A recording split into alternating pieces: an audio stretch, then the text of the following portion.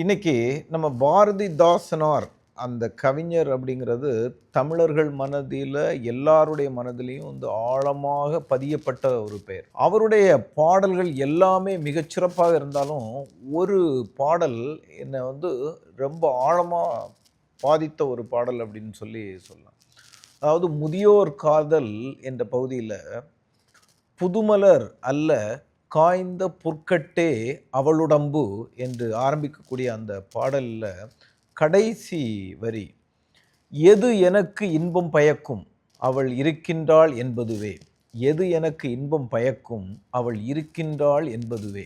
இந்த வரிகள் வந்து நான் எப்போ எல்லாம் கவிதை எழுதணும் அப்படின்ட்டு உட்கார்ந்தாலும் இந்த வரிகள் வந்து மனசில் வந்து அப்படியே உள்ள எந்திரிச்சு எந்திரிச்சு வந்து என்னை யூஸ் பண்ணிக்க அப்படின்னு சொல்கிற மாதிரி இருக்கும்.